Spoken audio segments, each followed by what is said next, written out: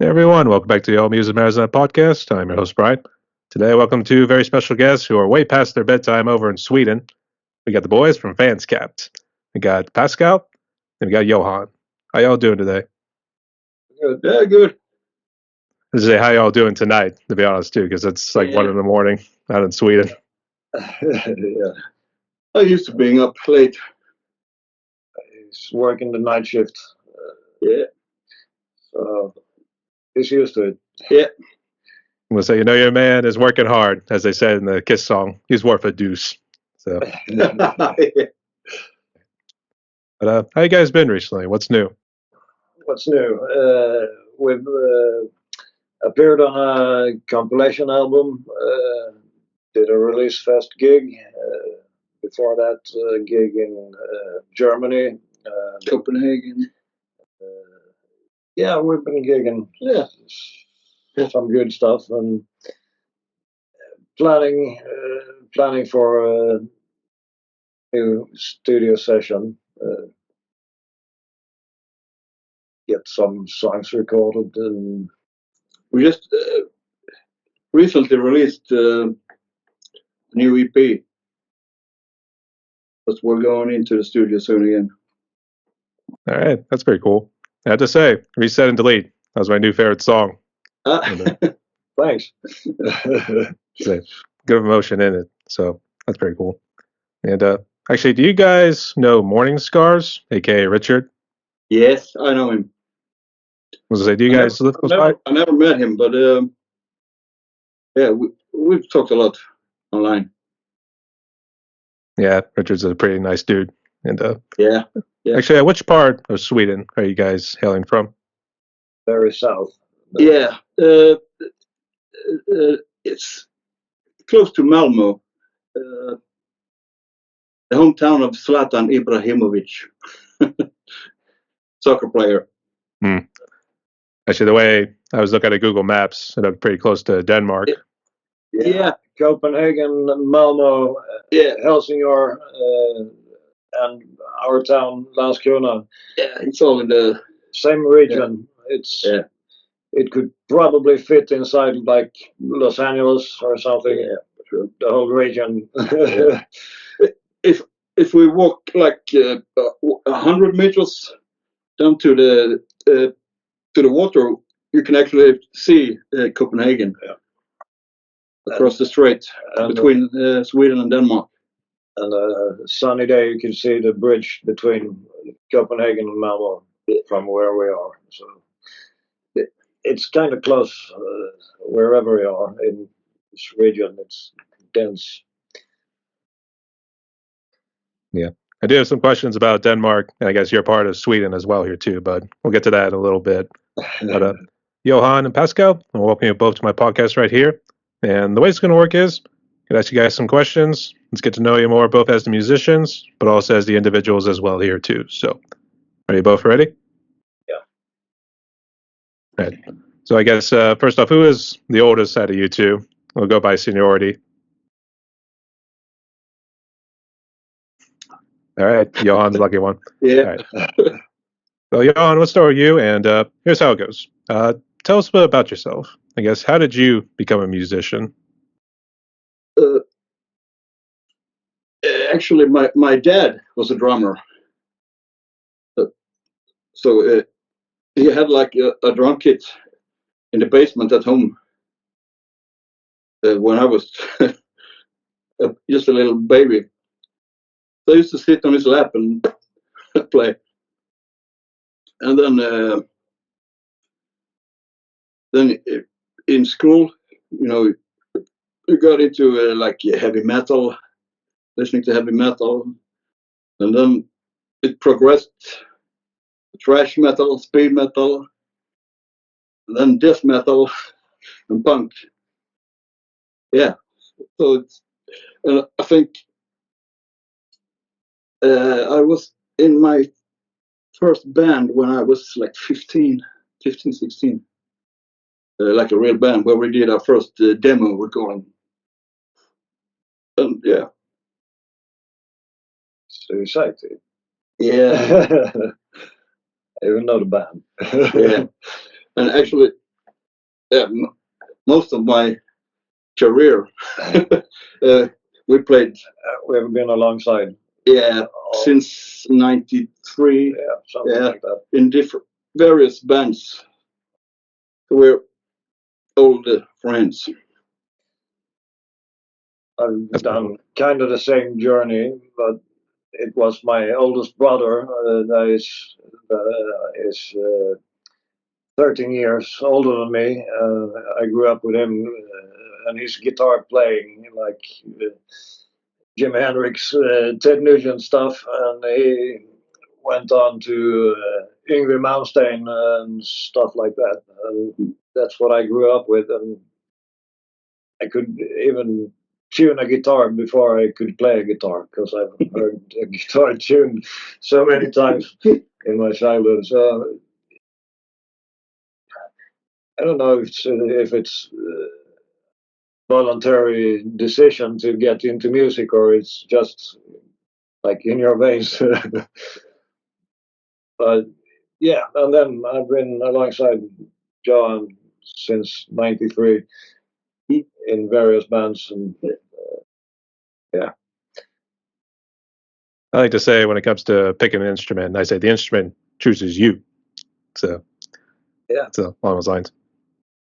Yeah, I think also in Sweden, like for most Swedes, already in when you're a little in school, you get to pick an instrument to learn. I started with a flute. I remember when I was like 9 or 10. Leading the rest. Yeah. So I think that's why there are very many bands, good bands from Sweden, because you get that from early in school, trying out the instruments. And there are instruments available like everywhere. Yeah. Pianos in particular are like everywhere in all of Sweden, in people's homes and in public areas. There are pianos. You can easily just get to play piano. But yeah, I think I have to say also that I'm not a guitarist. I went from drums and then from there to vocals. So I'm the vocalist of the band, just to be clear. The entertainer. The entertainer. Yeah, maybe. Maybe The one who's screaming bloody murder. Sorry? I was just joking. I was saying the one who's screaming bloody murder through the microphone, as I like to say. Yeah. That's cool. Yeah. Thanks. Yeah. Actually, I would say you guys have some competition with the Finnish. They seem to really incorporate music and as well as metal music into pretty much everything into their culture, really. So yeah. And the government is on it as well. Also the case in Norway, where they actually give a lot of money to Norwegian black metal. And start up museums, and the Philharmonics are playing with black metal bands. It's like all that. Mixed up. Yeah. Geez, them Norwegians are dark. So yeah.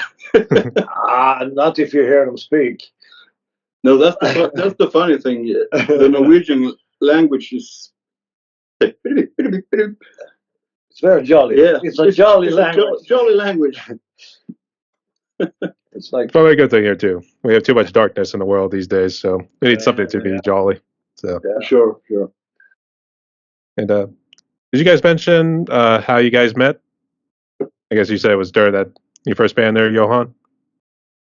Yeah, in this town, it's not very big, and there was like a big house in the middle of the city or town.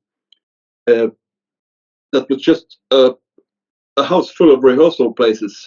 So all bands had their little rehearsal space there. So that was the hangout. I think that's where we met.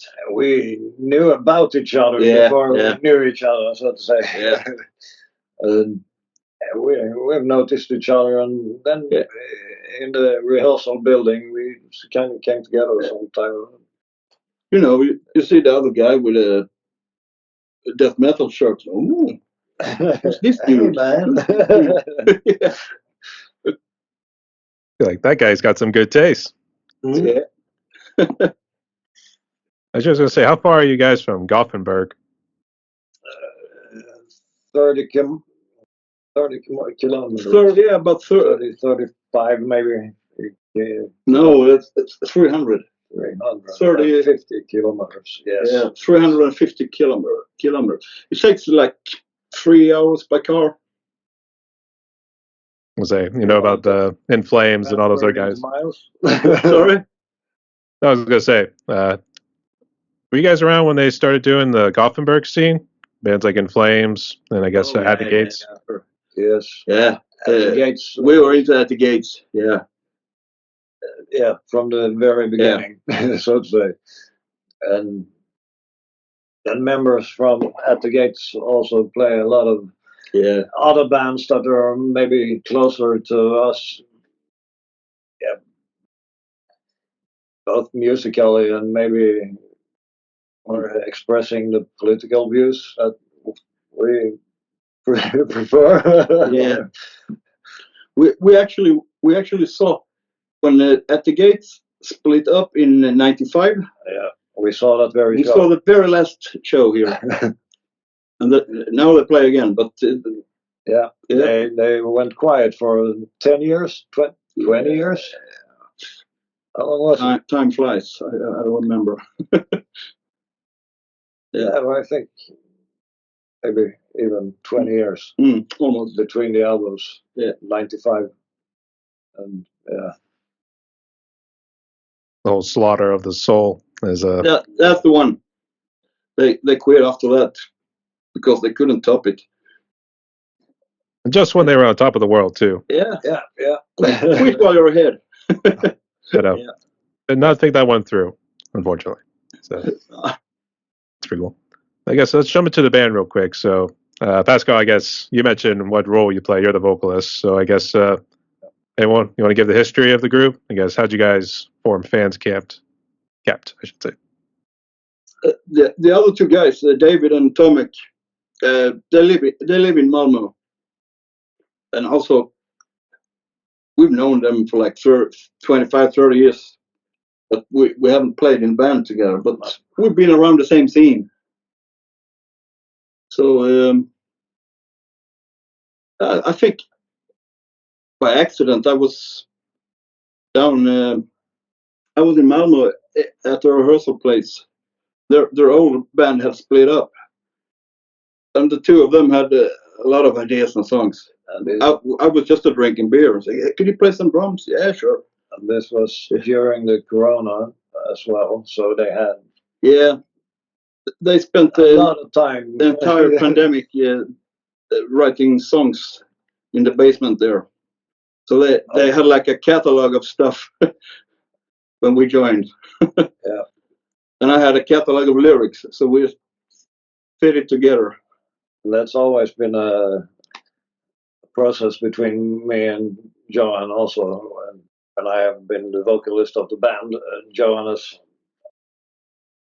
almost every lyric I've been singing has been Johan's lyrics. A few of them have been my own, but Johan has a gift with words, you know. He expresses exactly how I feel about stuff. So it's kind of symbiosis. Yeah, it's become natural. Yeah, and we always talk about stuff like in all categories of all topics. Yeah, life and society and the world in general.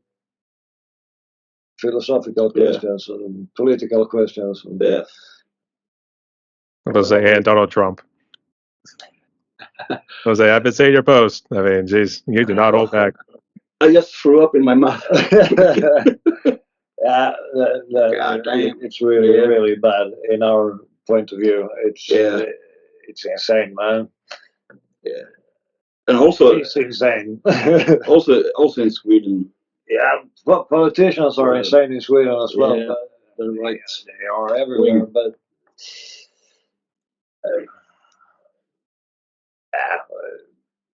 But Trump has turned into a cult or something. I don't know. Yeah, that's how it works too when he got the money. I mean, yeah, for sure. Sadly, yeah. But hey, like I had to say from the one guy from Call of Duty, was Captain John Price. He says like, "Oh, a little bit crazy, aren't we?" That's what I say. I don't know. Everyone's going crazy these days, but we'll leave that to the side right there. So too, I just wanted to bring it up here too because Johan here happens to be an outspoken critic of it. So yeah, that's up to you, mate. yeah. And I hear a lot of people saying, you shouldn't mix your politics with the music. Of course you should. Yeah, and how could you That's not? the whole purpose of punk.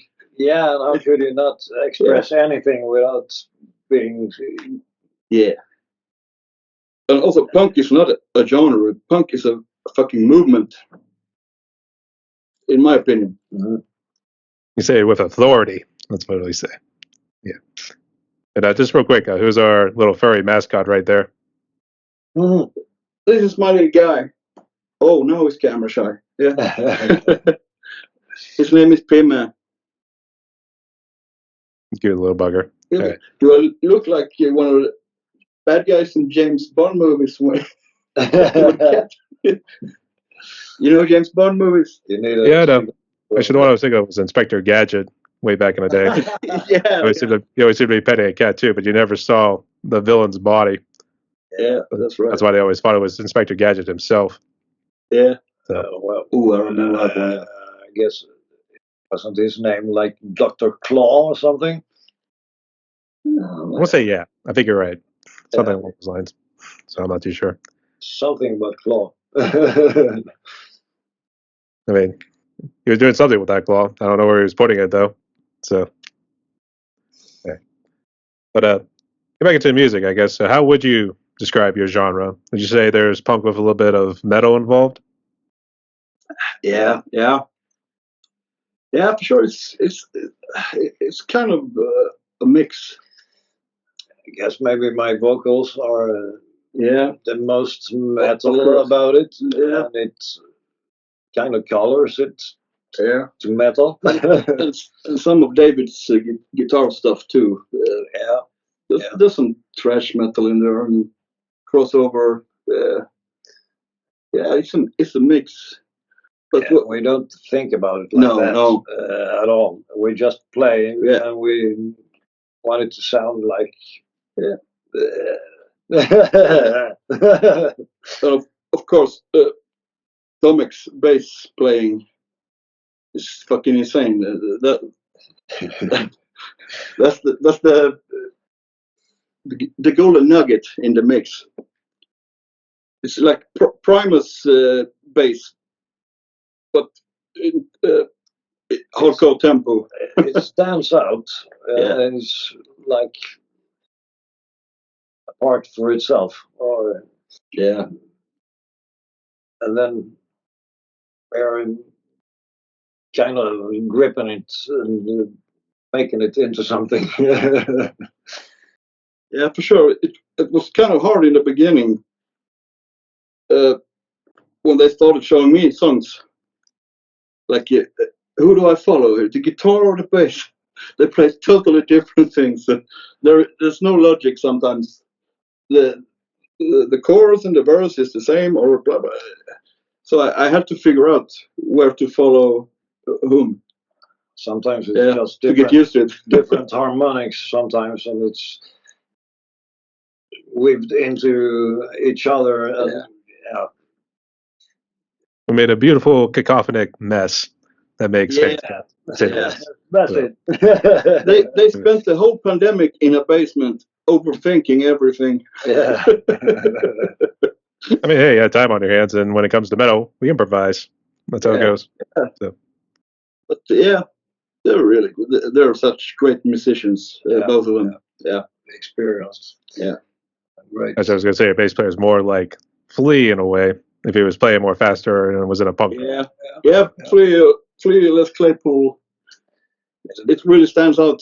Yeah, and the bass lines are often very leading bass lines. It's like, yeah, like I was trying to say before, that we are trying to grip it and get it into something. Catch the bass line and just wrestle it around. Try to make something out of it. I guess whose idea was whose idea was reset and delete? Because that's my personal favorite right now. As a song or the lyric? I would say both. I guess who wrote the lyrics and I guess who put the music together for that one. The music, that was something they cooked up in the basement, David and Tomek. And I think David wrote the lyric, but it was too long, so I kind of edited it for him. But yeah. I guess who put the music video together? Oh, sorry? I was going to say, who put the music video together? I do the videos. Like Marco. Yeah. I'm up all night doing videos. I enjoy doing videos, yeah. That's pretty cool. Actually, they're pretty badass as well here, too. So I guess that's why we're up late at 1 a.m. right now here, too. So, yeah. What was he going to say? John has also been educating himself in like movie screen. Yeah. A long time ago. Yeah. He's got the knowledge and a creative mind, fantasy and man. Yeah, you have to get used to whatever program you use, and then 90% is imagination. That's true. I can say what you're doing, too. So. And trial and error. Try things out. Yeah. I mean, hey, a home wasn't built in a day, as they would say. So, let's see why. Okay. Let's jump into the hard topic of COVID here. So, I know you guys mentioned earlier, like how Fanskapt came around during the pandemic and everything too. So, how bad did COVID impact you guys personally, musically, and family-wise? Well, yeah. Actually, I work as an assistant nurse in a hospital. So I was around a lot of COVID patients, and maybe therefore also didn't have much of a social life, to social distancing. Yeah, a bit, and also I don't want to drag COVID to work, and I don't want to bring COVID home and give it to someone else. So it was a lot. It was basically work.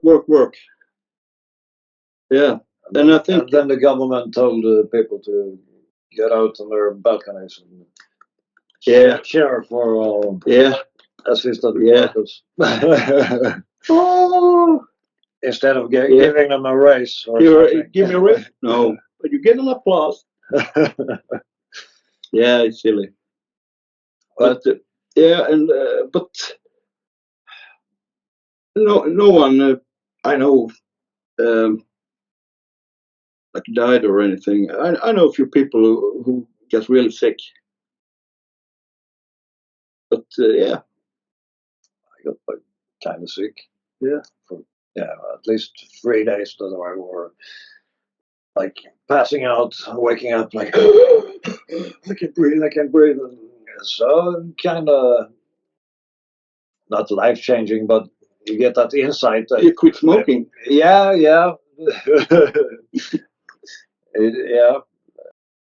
So in a part life changing, but still the insight of just this tiny virus that just spreads like wildfire and could possibly kill you. It's and you feel it too when you just pass out and wake up like feeling like you're about to die. This stuff, 3 days, but then it went away. I actually got more sick from the shot than when I had COVID. And I didn't Like, feel a thing. 24 hours, I was sick as a dog. And then it was. I didn't feel a thing. Maybe a bit warmth. Shots were okay. Yeah. The sickness was not so okay. And I got a daughter that you worry about in those times when you get sick, and maybe you also give her the disease. Like, yeah, it triggers your mind to think about stuff differently. It was a crazy 2 years or how long it lasted. Yeah. Entire world. Yeah. Strange. Entire world just shut off overnight, really. When you think about it. Yeah. I remember. Yeah, you too, like the day before they started with restrictions. We were actually in Copenhagen at the Slipknot concert. Fucking arena, and then like 2 or 3 days later, we're sick. No, we didn't catch anything in the arena, but then the world closed down. It was very strange. I'm working at like a garden center, and I do this summertime and wintertime, autumn and winter. I often work as a stagehand and a stage crew, and all these businesses just went away. They couldn't make it. I had like 13 employers in 1 year, just stage work, and all of them, maybe one survived the epidemic, and all of the other businesses just went under. So that's kind of tough. I don't have that kind of work anymore, not that frequently at least. So, I think a lot of people get hit really hard, with the businesses and stuff, and a lot of people lost their jobs. It's a year about everybody else, really. So, and it's good to see you guys are doing well here too. And sorry, I guess for any losses that you guys had lost along the way here too. So it's good to have you guys around here too. So it's all good. Me too. But I guess I was gonna say you're in neck of the woods, and even Copenhagen, and I guess any other cities in Sweden. I guess how's the music scene in those neck of the woods? Is it kind of rebuilding after COVID, or is it not doing so well? Yeah, I think if for example Malmo, it's a really booming, especially like hardcore and punk gigs. There's gigs almost every fucking day. Yeah, very much metal as well. A lot of DIY, do-it-yourself stuff, and it's also the region with like Copenhagen involved as well. You can see the collabs more and more, and between countries. And, so it's a good place to be in. There's a lot of gigs going on nowadays. I think we've got to mimic what you guys are doing here too, because it seems to be working. Because a couple of interviews I had in like the states like New York and Florida, which were known as the meccas of the death metal and all that stuff. Yeah, Florida scene. It's not been the same. I mean, it's kind of died down a little bit here too. Some of the venues that were there, it's kind of all gone. They still got more sound studios in the Tampa Bay area. So, yeah, Tampa, yeah. I mean, it's kind of heartbreaking to say the least here too. But you wonder, is there anything we got to do differently? Yeah, I want to be like that guy, for instance. So, where are you from, Brian? I'm from Pittsburgh, Pennsylvania, Steel City, as they call it. So. Yeah, Pittsburgh, like Rocky Balboa.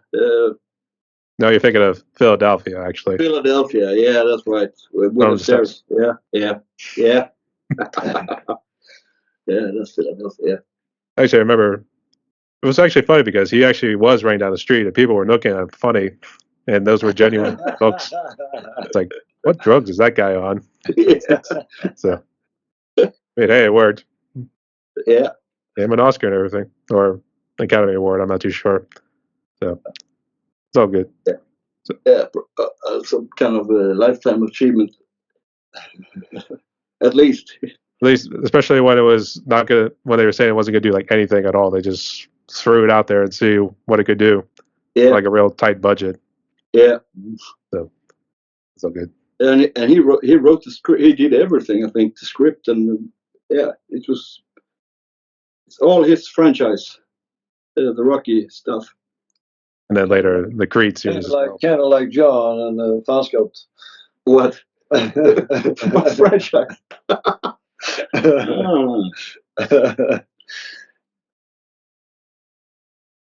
Yeah, but like Oi tu français, Johan. yeah, what? No, I was speaking a little French right there. I thought Pascal was making fun of your French or something like that. Pardon my French. French, that's a weird language. I was thinking about what you said about the scenes dying out. I don't know. There were some places closing down here too, but yeah, but not so many places I think, involved in the scene. And I think maybe the government helped out, like, compensate. yeah, Yeah. To save some culture or something. Yeah, in socialist Yeah. Sweden. Yeah. Yes. Them damn socialists. So Yeah. so I was like, let the venue close down. Yeah, but I guess smaller businesses was hard to save. Yeah. But the bigger venues were definitely saved by the government. Yeah. But the businesses that manages the people, kind of like, yeah, when it's about stage building or the stage crew and stuff like that, it's just an organizing kind of company. Yeah. And Like and when the venues closes, all of their income dies. Yeah, yeah. It's like, so these kind of businesses went away, and of course, when the pandemic went away and the lockup was over, so it was free to start your business again. But the problem is that the people that used to work on stage had other jobs. They had to get other jobs during the lockdown. Yeah. So you can't just call them back. Like, you want to have an underpaid job for a couple of hours a month. So I say, hell no. So I guess what was your first show after COVID? I guess was it back in Copenhagen? attending or playing? Attending, sorry. Attending, yeah.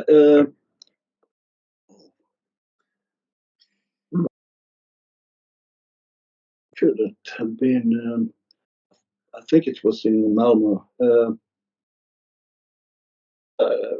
Maybe Exploited. I was about to say Exploited. Exploited. Yeah, Exploited in Yeah. Malmö. Yeah.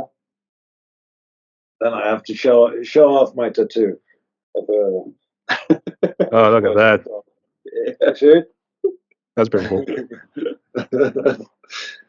I guess what was, since Johan mentioned it, I guess what was your first show playing? Actually, the band came together a little after the pandemic, but it was like Lundsgården. Yeah, it was in Malmo, Down the street from our rehearsal. Yeah. It's like the area where we rehearse in Malmo is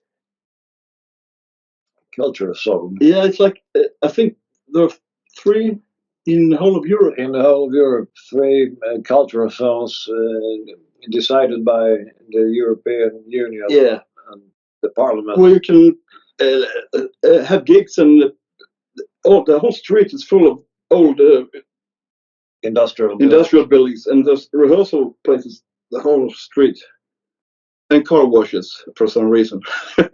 But and there are no noise limits. Yeah, exactly. In the industrial zone from the beginning, and I think it's like Malmo, and there's one in Amsterdam and Spain, not Madrid. Barcelona. Yeah, yes. maybe, yeah, something like that. But I remember that because Pretty like cool. they asked us, we're having a gig, like in a week. Can you play? And I remember because, yeah, sure.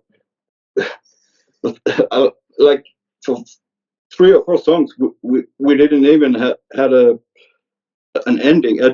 We hadn't decided how to, so we improvised. But that was kind of fun too. Yeah, we suddenly decided how the song was supposed to end. Yeah.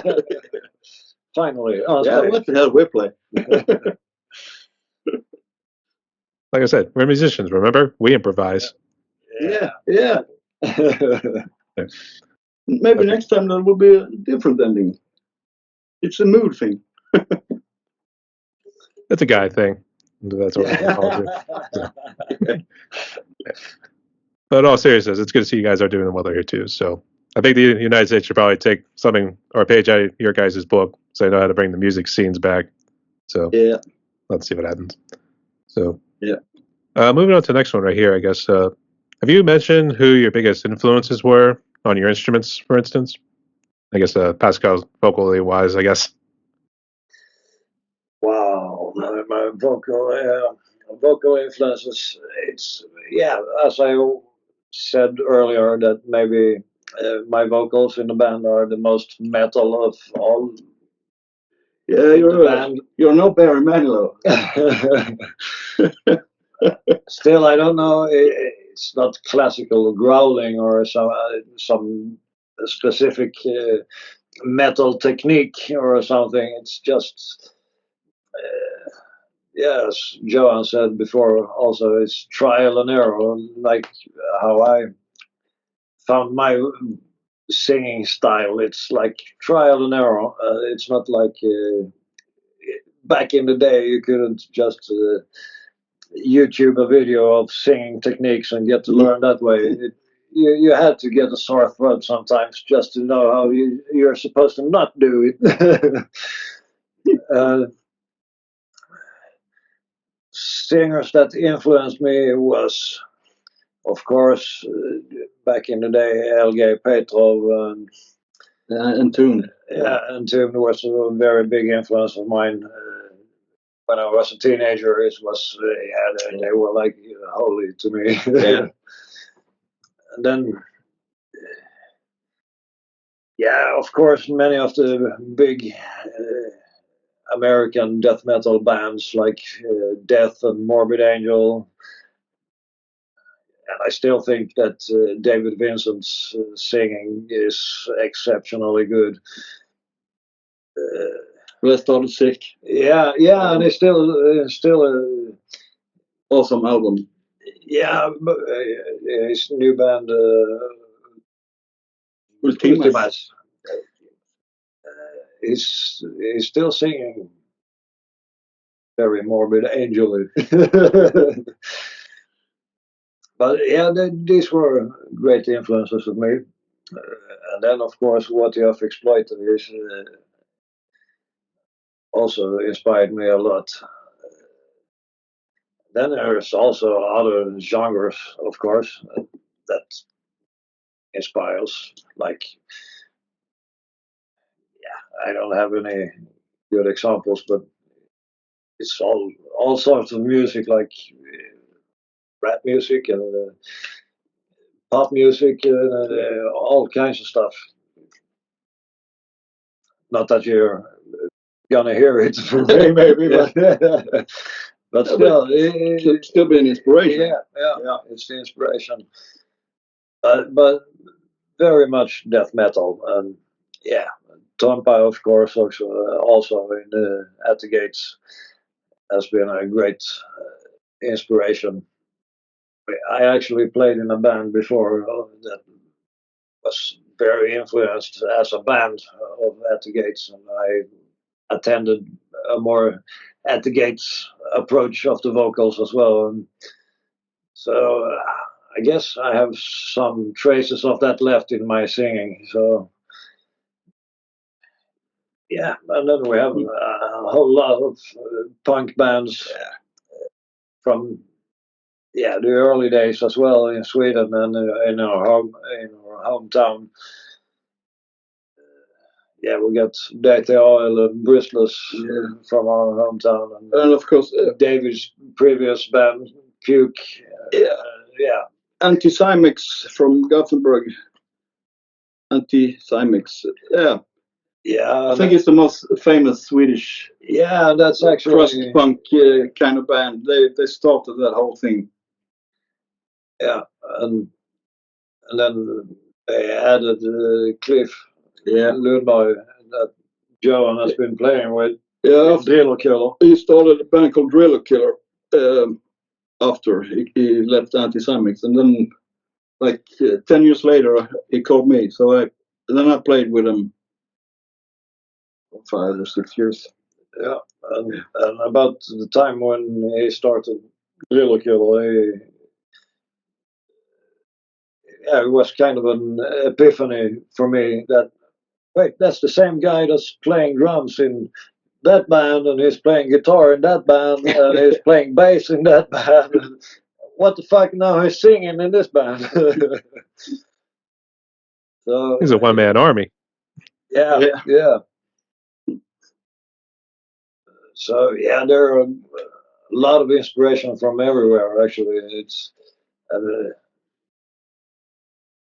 I grew up like in an area where the rehearsals were at that time the cheap rehearsals, and a lot of punk bands and an army of punks always around. And I was growing up like thinking, at least one out of 10 people are punks. So when I moved to other areas, I was like, where are all the punks going? So The good guy to punks, we should say. Yeah, absolutely. I want to get it mixed up with the wrong kind of ones. No, the good punks. Yeah. What do you want to have a beer with? So yeah, I can see why. Yeah. I don't know if Johan wanted to throw in any influences for your drumming style. Yeah, there's probably a lot. Like when I really, I had a kit in the basement when I was a teenager, and I used to play. You had like a Walkman. So I had and then I had like these industrial cups up on top. So, and I played to a lot of. So I remember a lot of Creator and British band Acid Rain. Like 88, 89. Acid Rain or Acid Bath? No, Acid Rain. Acid Rain, okay. But with EI, Rain, like Reign of Terror. Yeah. And these guys, Lawnmower Death, British band. That's when you kind of discovered that the double bass drums. Tried to play to Creator. Holy shit! That guy is fast. Yeah, but I played to a lot of that stuff, and then New Model Army from Bradford in England too. A huge inspiration for me my whole life. Some great drumming. Yeah, but it's not metal. It's more. But it's great drumming. Yeah. Fucking great drumming. Post-punk. With great drumming. So yeah. Yeah. And they mentioned Morbid Angel, so I thought Pete Sandoval would be close. Yeah, for sure. Yeah, of course. Pete Sandoval and Gene Hoglan. Not that I'm near their level, but there were a lot of inspiration listening to them. Yeah, for sure. And when I was younger, I couldn't understand Rush. Like 2 years ago, I finally heard some. What the fuck is this? So like 12 years later, 48 years old. Yeah, now I get it. And now I love Rush. Amazing band. It was the epiphany moment, as we like to say here too. Yeah, it had to be the right song, you know. So you remember what song it was? Subdivisions. Subdivision. Okay. Fantastic. That's a good choice. Yeah. Yeah. But I guess what gear do you guys use too? So I guess Johan, what's your kit? I have a Yamaha kit. Yeah, standard. 2 toms. And like a double bass pedal. Yeah, just pretty standard setup. Little China cymbals. I try to experiment a bit with cymbals. Now that I'm older and I can afford it. Yeah, we gotta keep that for the life savings and benefits, all the other stuff. So easy way. And Pascal? Yeah, I always bring my Shure SM58. Of course. Yeah, the microphone. The rest doesn't matter that much. I want some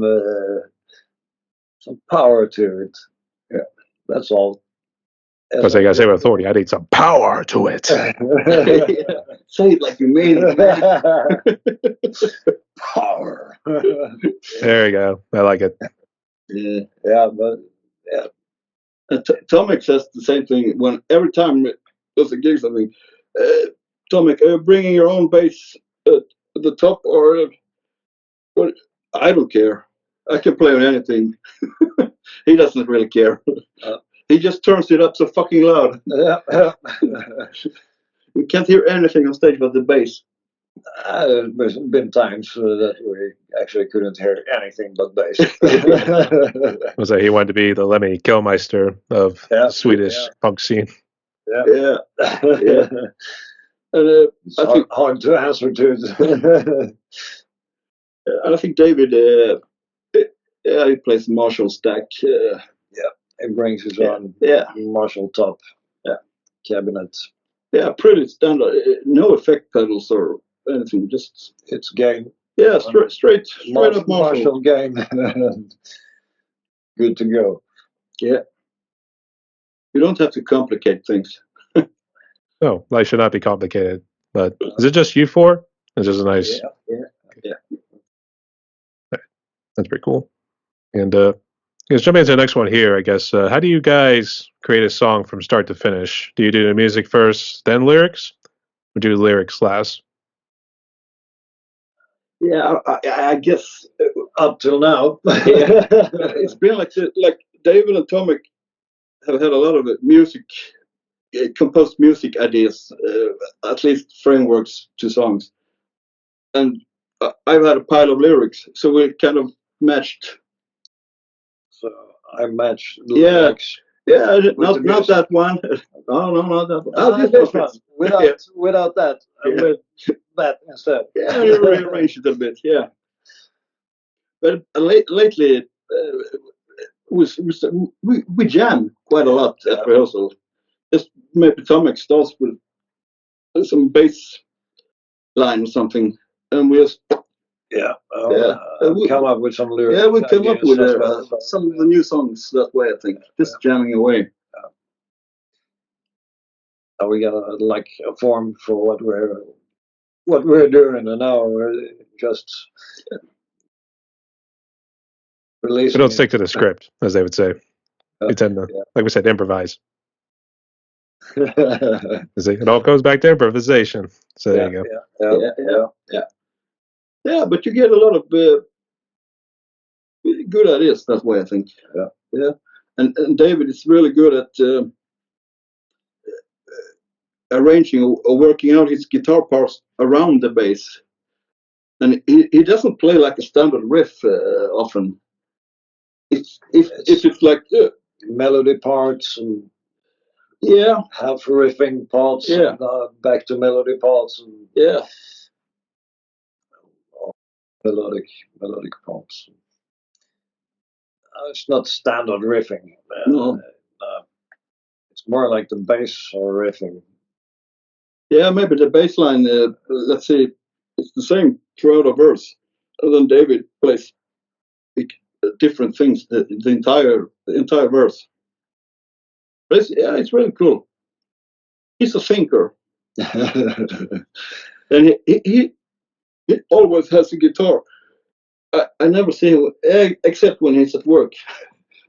But whenever we're there, everybody's sitting drinking beer, and he's sitting there with a guitar. Let's take a break from the rehearsal. Yeah, he's always playing guitar. Next thing you know, he's got a guitar in the bathroom right there. That's when you know his riffs are the shit. Yeah. That's for his birthday. The Dieback Daryl reference right there. Shit, yeah. That's pretty cool. Looks like you picked a good fish, to say the least. So keep on rocking it, boys.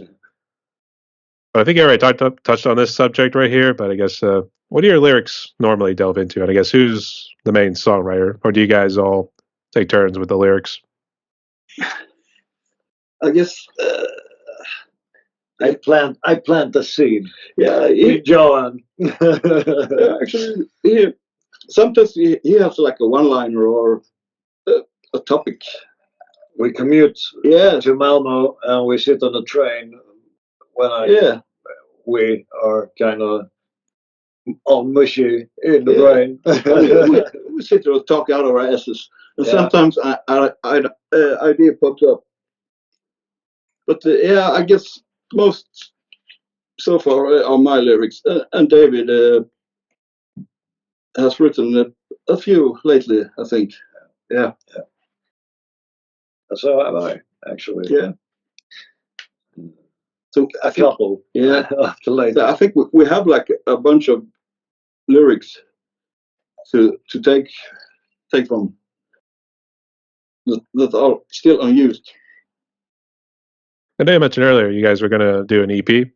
I guess how many songs are you guys going to do coming up? 5. 5, yeah, I think we're our goal is 5. Yeah. How many is getting released? No one knows. Maybe 1. Or 2.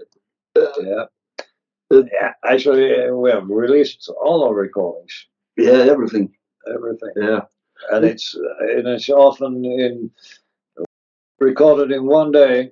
At least the instruments are recorded in one day. Yeah, in one take. We play live it live in the studio, and then David adds some guitar parts here and there. But it's pretty much live. And the day after, I add some vocals. Yeah. And then we're done. That's the crazy thing about Tomic. Oh yeah, we'll go. Let's have a listen. If we have to do it again, or if it's good, just listen to the bass.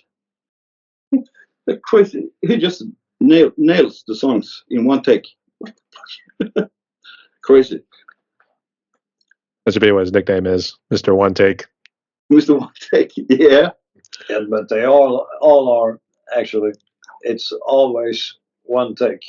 No, there's no editing on the dubs or no editing in the no. That's very cool. Actually, I do know a friend of mine out of Arizona he's a drummer as well. He's a lot older these days, but way back in the day, he would normally go in the studio and do songs in one take. That's all it took was one take. Yeah. Shout out to Mr. Jeff Jansen, by the way. So if you can't do that, you need to rehearse. Go back and live with your mama there, you jag off or something.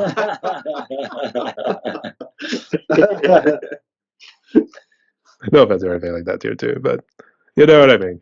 In other words, go back to the drawing board. Practice make perfect. Amen to that. All right. I think you guys might have touched on the challenges right here that you guys face, but I guess just kind of go into more detail about it. I guess what challenges do you guys face today being musicians? You're called names. I think the main problem is expensive as hell. Yeah. Yeah. And in particular, the rehearsal space. Yeah, the rent for the place. It's insanely expensive. Yeah. And then like, some stuff is like wear and tear. Drumsticks, cymbals. It's not cheap. And also we vocal cords. yeah. And also we commute by train to Malmo. That costs money too, every time. And of course, at least 6 beers each rehearsal. Yeah. 6 beers a piece, or is it 6 cases of beer? Not optional. Not optional. That's not negotiable. It has to be 6 beers, or not at all. Yeah. Yeah, but it costs money, and I don't know if it's, but in Sweden it's expensive. Yeah. And again, the rehearsal space. Yeah, it's like it's insanely expensive. The private landlords, the leeches. Yeah. Leeches, they'll get you every time. So yeah.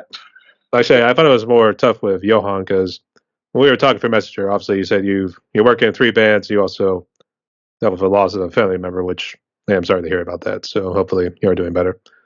So Thank you. I guess so. What other bands actually were you a part of outside of Fanskapt? Right now? Yeah. Yeah. Well, this is actually The Lord in Vain. It's more of a project. Industrial metal punk style. Yeah. With also with some friends from here from Landskrona. And Björn from Soilwork. He's from here, so he's the vocalist. Small world, after all. Yeah. And then I have another band called, well, for now it's called War Eternal, more death metal.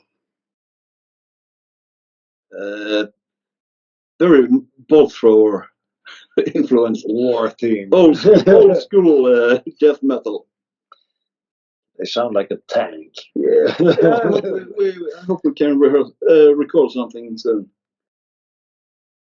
They were coming to raise your town whenever your War Eternal comes through. Yeah, so it's a lot of drumming. My hands hurt, man. You gotta stick on some ice. That's what you gotta do. So too, you get those bad blisters, man. Those things suck so bad. Yeah, actually, this is like alligator skin, but I get pain in the joints. He likes to be brutalized. It helps his spirit. I'm no spring chicken. No, sir. But that's like rubbing sandpaper against someone else right there. Yeah. Thank you so much for what you do, Johan, and keep it up. But I guess that Lord in Vain, you guys are on Facebook, right? Is it VEIN, Lord in Vain? Yeah, like Vain. Okay. Yeah. Well, I saw it a few times right there. I've been meaning to actually reach out. I think I would have accidentally touched base with you, unfortunately. So instead of Fanskapt. So yeah, sure. Check it out. It's industrial. It's great. It's fucking good. Thank you. it's something. So thank you very much. It's all good. Okay. But I guess just thinking with Fanskapt, I guess what social media are you guys on to promote your music? Facebook, of course. Instagram. Bandcamp. Bandcamp is kind of like our main platform, maybe for accessibility for our music and stuff. Yeah, I think of course everything's on Spotify, but yeah, and all the streaming services, I guess. But whatever they named. Yeah, but I'm quite active on Facebook with the whole indie community thing. It's been really growing. It's really cool. It's a big community. Yeah, that's for sure. Yeah, that's cool. Especially what Vox and Sticks I put together for us on Band Together. Yeah, I know Christina. Yeah. Hey, Christina and Greg, Yeah. Do you guys use a DistroKid when it comes to distributing your music? Yeah, DistroKid, I think it is. Yeah. I think everybody's now switching to Bandcamp because of the whole thing that Spotify, mainly CEO. Yeah, I've heard, but yeah, I don't really care. We knew we're never going to make any money. We play because we love it for ourselves. We're used to being ripped off. Yeah. In the punk world, we're meant to be ripped off. Yeah. We just bent forward. Yeah. Let them have it. Yeah, sure, we're poor, but it's available. It's out there, so I mean, we can make it happen one way or the other. I don't even think biggest. I've heard something like I think it was Weird Al Yankovic who said I had like 8 million streams and all I could buy was a fucking hot dog. There's no money in that. I mean, yeah. I mean, there's that. I can see why. And actually, it also kind of leads into this because it seems like I think it was Duke Star podcast that kind of notified people that hey, this one particular artist is just strictly AI, and that it's got like 60,000 followers. Oh shit! So, sorry, I recommend you check out the post here too. But I guess, what's your opinion of AI these days? Do you guys use it at all? Yeah, I've been trying it out just to see what can it do. What is it? What can it do? But mostly in terms of creating pictures, kind of artwork, just to see like what will it create if I prompt this or that. So, but not in some serious kind of way. Just trying it out, see what it does, what can it do. It's like you and about everybody else, really. So what? It's like you and about everybody else. It seems like everybody wants to use it mainly for like last second album covers or something for their singles or whatever. So yeah, you see a lot of that. And I haven't taken it a step further as well, like taking these AI pictures and rearranging or creating it in some kind of way with filters and cutouts and stuff like that. But still, it's just it's a toy. we just experiment. That's all we're doing. Yeah. They do not accept the dirty word, so you can't get any funny pictures on. I'm disappointed in that. Yeah. Yeah, no. Let's get extreme AI. I don't know. It's like rated X AI, if we wanted to call it that. Yeah. I don't know. I think any sort of words you throw in there, it's going to be somebody who would throw it for Playboy or something. I don't know. But let's not go that far. Let's keep it neutral. Let's just use it as one big, easier to use Photoshop, to say the least. Yeah. I guess. Yeah, you can make so much more with your own mind and your own creativity if you just are presented with the right tools, I think we can beat AI to this point, at least. At some point.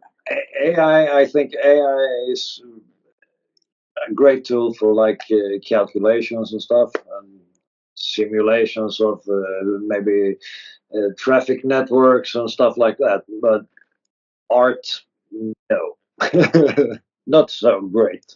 No, I don't think it can replace the human creativity. And I when think it comes to art, listening to AI music, like with no other input, it will affect you in a negative way in time. I need something that is human, not something that is a machine. So, actually, I was always trying to remember what that band was. It was "Hello, my name is Human," and I can't remember what the band was. So I don't know. I'll tell somebody to leave it down in the comments. So yeah. probably come to me later, but we'll digress for now. But it was kind of leading into this question. For everyone on social media, particularly in the Band Together group that we're a part of, I guess what advice would you give to musicians, both on Band Together and in your neck of the woods?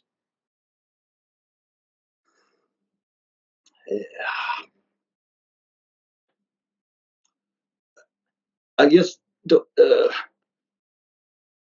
my view of music is do it for yourself. Number one, because you love it, and because I think it's fun to play. It's not about chasing followers or whatever streams. I don't care about that. If people like it, they like it. But yeah, do it for yourself first. Yeah, and I'm totally in on that. Still, there is some elements like, yeah, I worked as a stagehand and stuff, stage worker, and I've been at massive shows like Bruce Springsteen and 59th Street. East Street Band. Yeah. Yeah. And in Gothenburg at the Ullevi Arena, and it was playing 3 nights in a row and all sold out. The arena was filled to the lid. Yeah. And everyone was singing. Everyone was singing these songs. And he was doing this like for 4 hours every night. And the audience was standing there thinking, that would be fucking cool to stand there singing my lyrics. And all of Ullevi is singing along. But yeah, I'm glad with one in the audience that know my lyrics. I don't know what the fuck am I about. Yeah, for sure. But yeah, but I guess the music scene and business was very different back then. When, like, if we take him, Bruce Springsteen, for example, then people had the albums. I remember albums with the lyrics and the smell of the vinyl. That was that's great. I still buy vinyl. Yeah, I like it. actually I have a story, but what Vinny is the guitarist of A Street Band. Vinny, is it Little Vinny? Little bit. What's he called? Yeah. I know what you mean.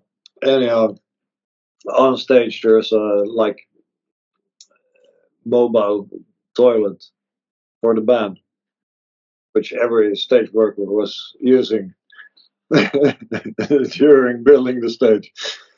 And then the guitarist in mid set just needs to get to the toilet real fast.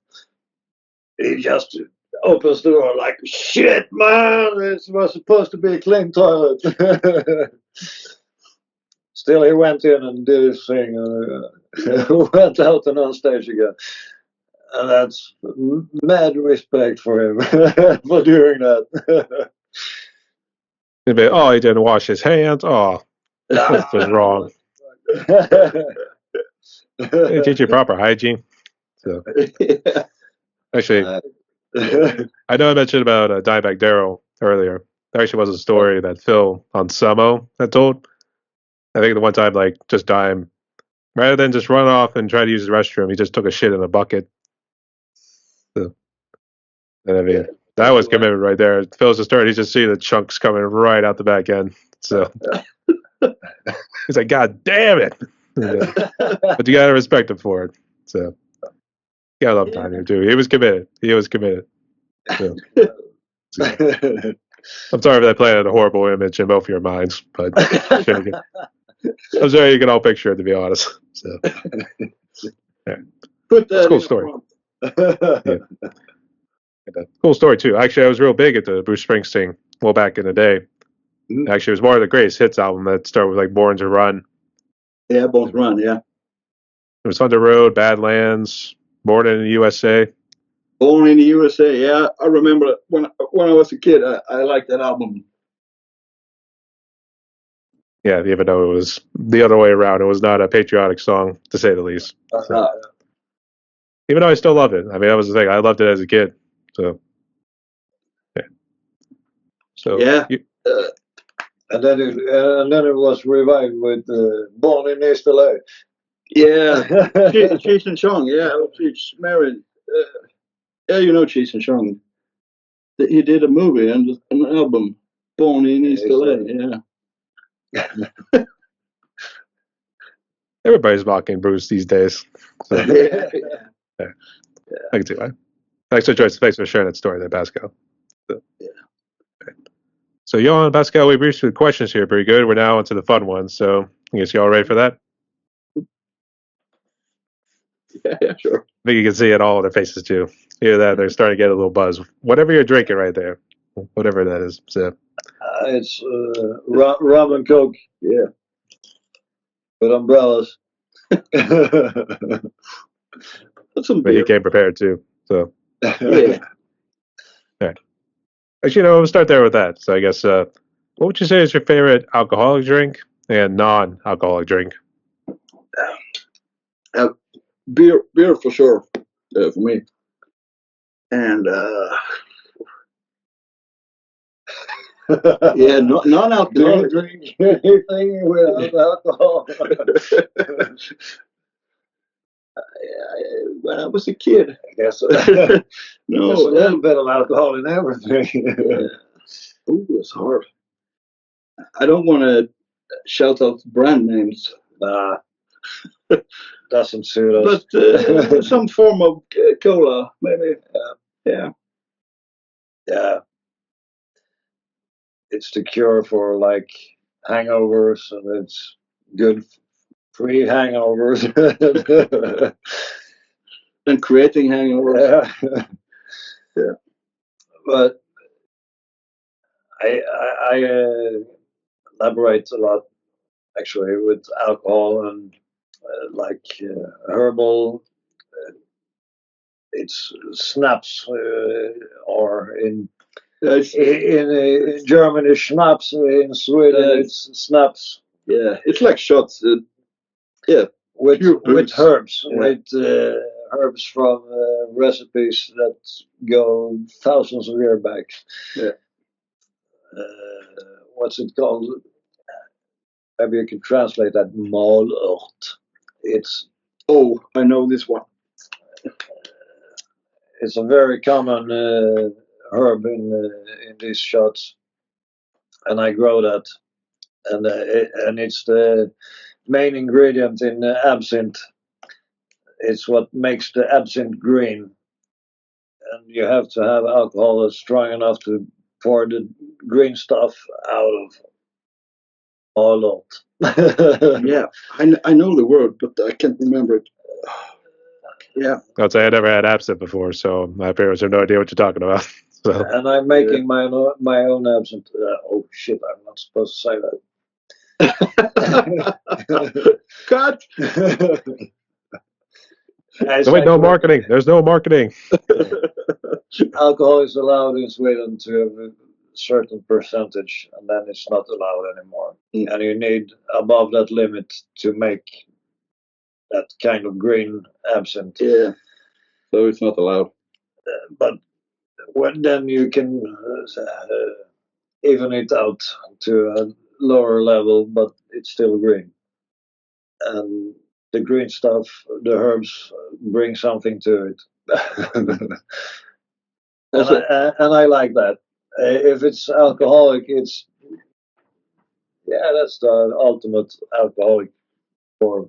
You just need a little bit of it. Also in Sweden, like the state or the government, they have monopoly on alcohol. So there are just certain shops, special places where you can buy alcohol.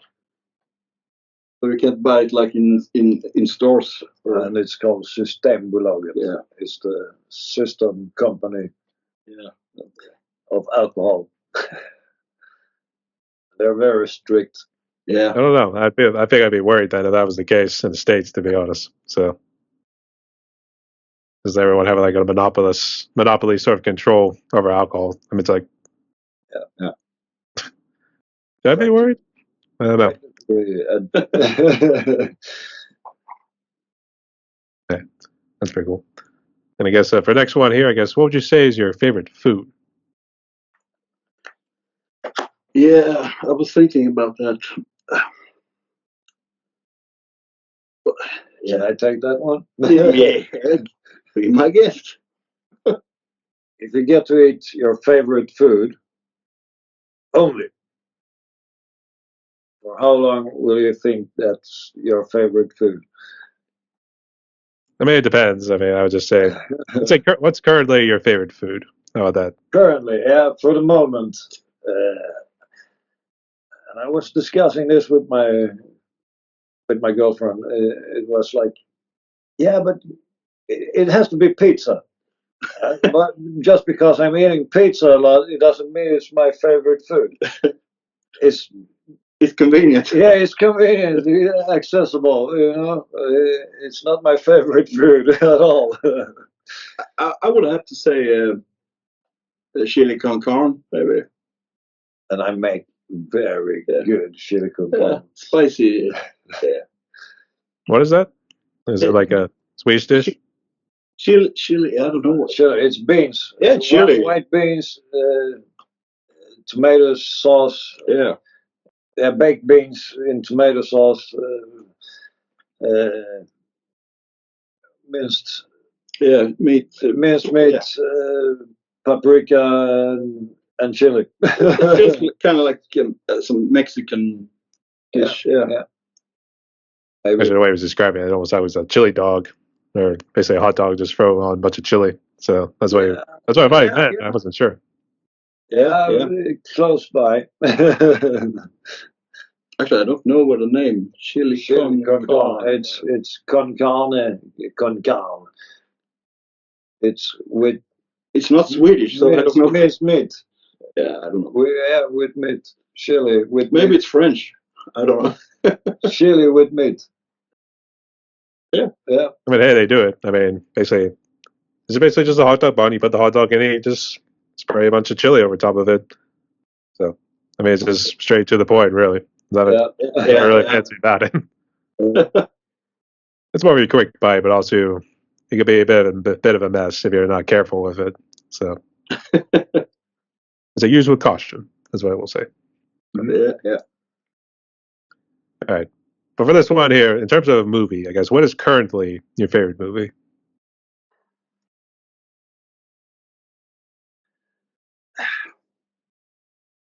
I just rewatched an old movie.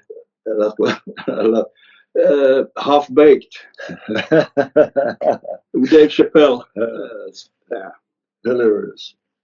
Really great. Fantastic movie. And I thought of a movie in the same region, some Fear and Loathing in Las Vegas. Yeah. Yeah. Fucking great movie. But these are old movies. Yeah.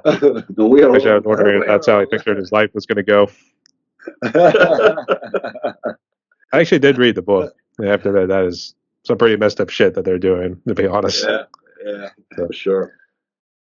I think you did make a good point. I'm the Samoan. Oh, there's that too. Actually, I was picturing chapter 4, which I thought was, I can't remember, but it was like a whole monologue of like what he was kind of describing what was going on in his time and how it used to be in the past. So I would say that one, I think, kind of resonated with me in a way. So actually, he did some other stuff. I think in his book too, he talked about maybe some of his short stories. I want to call them like, I want to say mock short stories because it was almost like he was at the Kentucky Derby.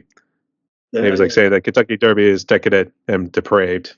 So a bit of a funny Every place too. he went became decadent and depraved. Yep. I can say that. Yeah. A good choices nonetheless here too. But what is Half Baked about? I don't know if I heard about that before. Half-Baked, it's with Dave Chappelle, you know, comedian. I know. I know Dave Chappelle. I don't know if it was one of his comedic stints that he was doing. No, it's a real movie. It's like pretty early in his career. He's young, and there are some more comedians. I don't know names. Harlan. What the fuck is his name? It's a weed movie basically. Yeah, You're a stone. Or half baked. yeah. All the movie for. And Tommy Chong is in it too from Cheech and Chong, so it's that style. But it's really funny. I'll have to check it out. Yeah, Dave Chappelle, he is a pretty funny dude. So I'll give him that. Yeah, he's great. I love him. I'll check it out one of these days. I'll have to see. For the last of the fun questions, I guess, what would you say is currently your favorite song or a song you've been listening to a good bit recently? Well, yeah. Currently, The floor is yours, Senator. yeah, but it's like kind of the same with the food. You can't listen to the same song for all day long, but still. I recently found out about the band Brutus. Brutus from Belgium, and they're fucking great. And a particular song, maybe Alone, All Alone, or Alone. Yeah, but they have so many songs that are really, really great. It's not just. Yeah. I don't listen to songs that much. I listen to albums. It's like some bands present their stuff like in albums, not a particular song. Yeah. Brutus, I think Brutus is like conceptual. You get the whole picture. And it's albums. So I'm listening a lot to Brutus for the moment. For my part, I'm really stuck in this whole indie community at the moment. I listen a lot to those bands, and lately, for quite a while, it's been a lot of Richie Warwick stuff. House of Warwick, fucking amazing, and also Joe Blue, Rain of Fire, Voodoo Mirage. That's top notch, I think. Yeah, it resonates with me. I listen a lot to that. Yeah, Joe Bowie, good friend. Yeah, actually, I interviewed him a while back, and that's why he kind of told me that he was a firefighter as well. Yeah, and, I know. So recommend everybody go check out that interview too. Really awesome dude. And I think he's coming. Yeah, he's coming off a new song. I don't know if is a song. Yeah, Rain of Fire is coming in a couple of days, and I think there was one song dropped today with this Storm Kingdom for Joe. It's a guest singing a bit. Yeah. I was trying to remember the song too, but Storm Kingdom, aka Justin. Awesome dude, by the way. I collaborated with him a couple times as well. And, be interesting, I'll have to see him. He's probably releasing it tomorrow. So Yeah. keep your eyes open, folks. These people are doing some amazing music out there. So There's so many amazing bands that people never get to hear. That's crazy. sad, Awesome. but true. Yeah. Yeah. At least. Yeah. Still, you haven't got the time to listen to all of them. There's so much music, you can't take them all in. That's hard. Yeah, but really, listening to there's so much music. Yeah. Yeah, it's infinite, almost. It's like another universe, just music that you, yeah, like I said, it's infinite. There's not enough time in a human lifespan to hear it all. No. So you have to, in some way, filter it so you get the good stuff. You also had to travel so many light years just to get to that destination as well.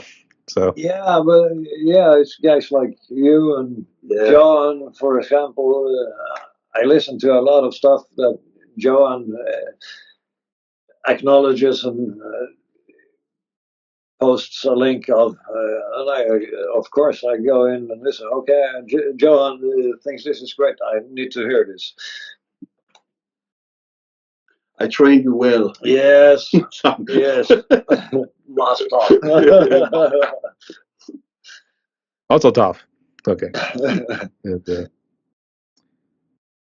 just trying to remember what I was going to say too. Shoot, lost my train of thought right there. So yeah, I can see why. A whole lot of artists out there definitely need a whole lot more recognition than what they're getting, to be honest. Yeah, so, for sure. Yeah. To see. Okay. Actually, I figured out what I was going to say. Have I been pronouncing your name wrong, Johan? Because I've been doing Johan. Is it meant to be John? No, it's Johan. Yeah, Johan.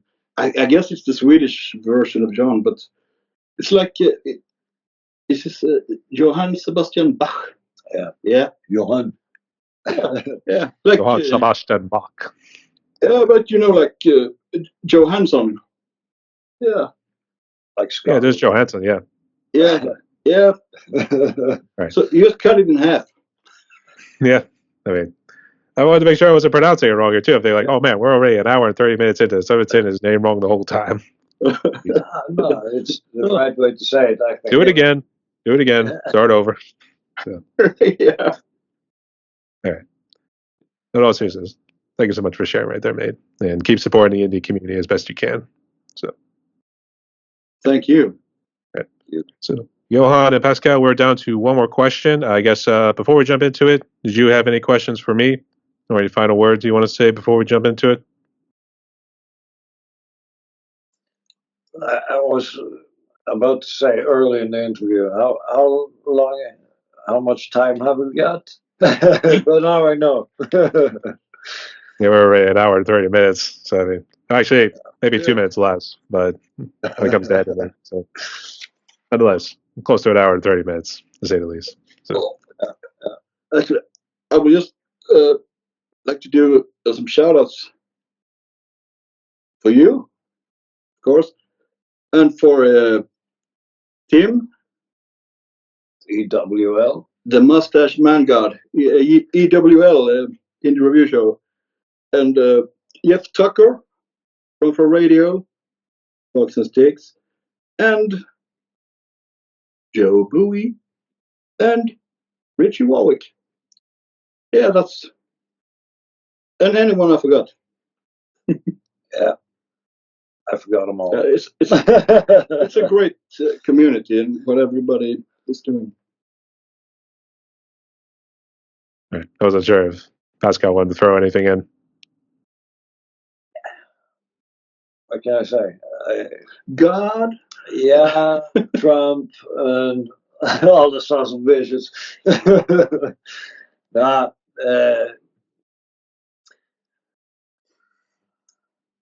Share on my daughter and share on my family, my dog, my girlfriend.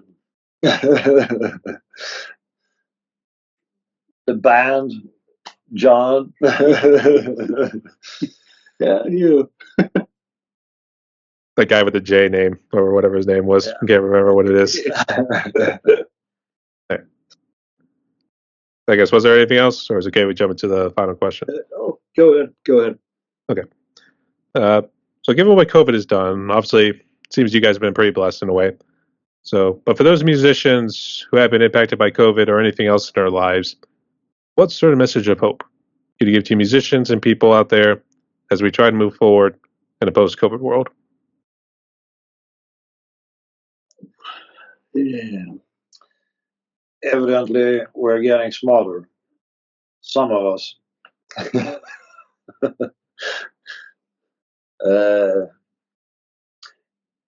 But I see a revival in the community spirit in some way. It's like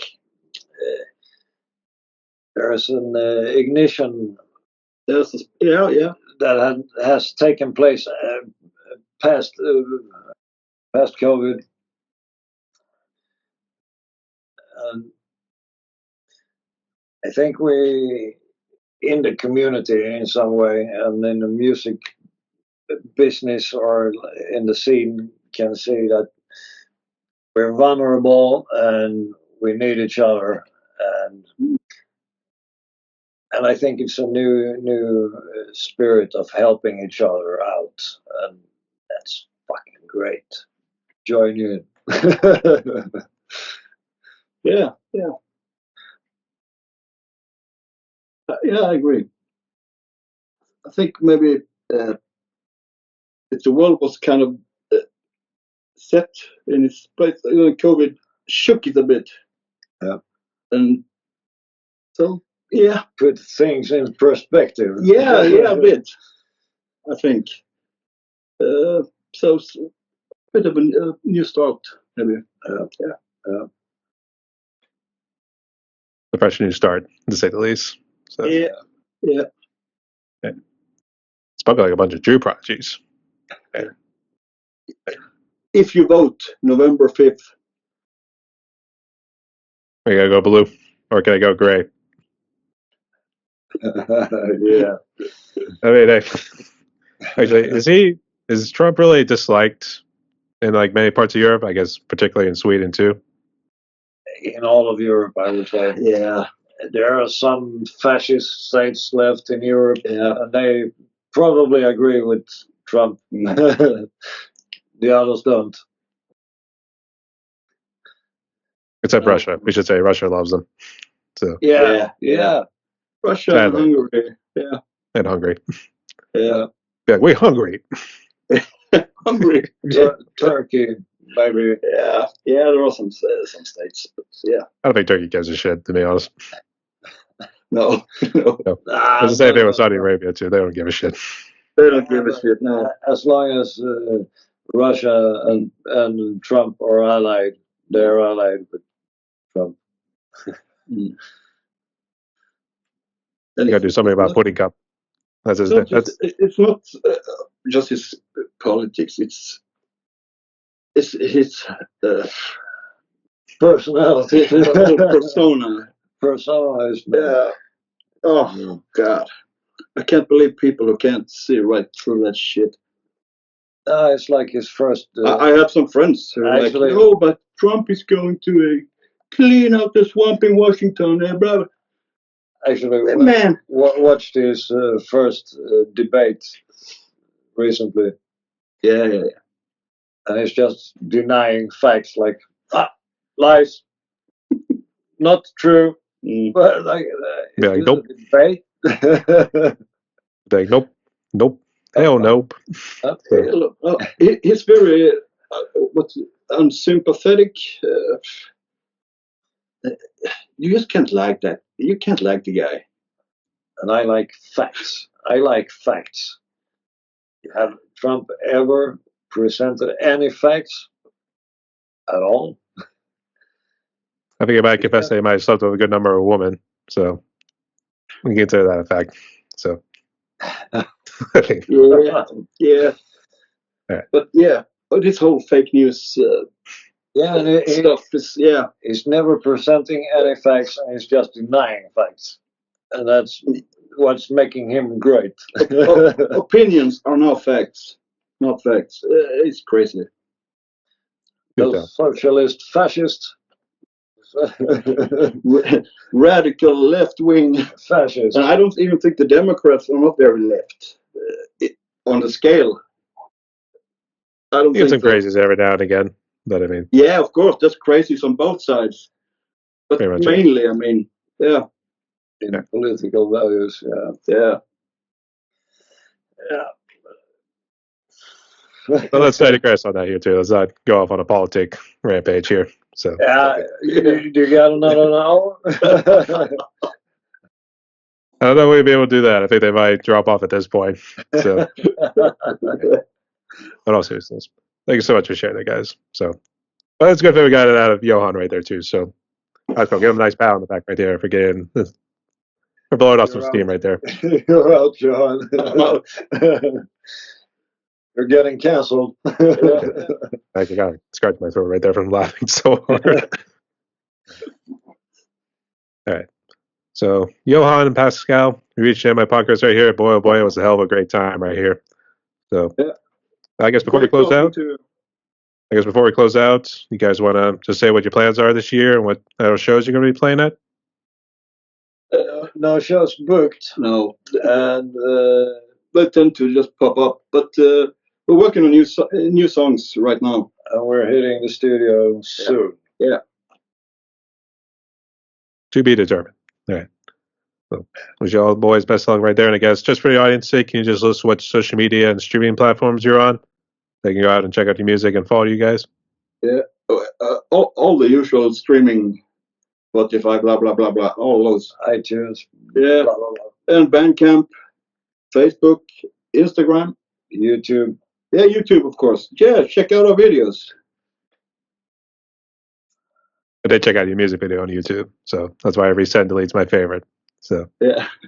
hey, Yeah, cool. All right, sounds good. So everyone, my guests today were Pascal and Johan. It's way past their bedtime. It's actually 2 a.m. out there, but they're hailing from Sweden.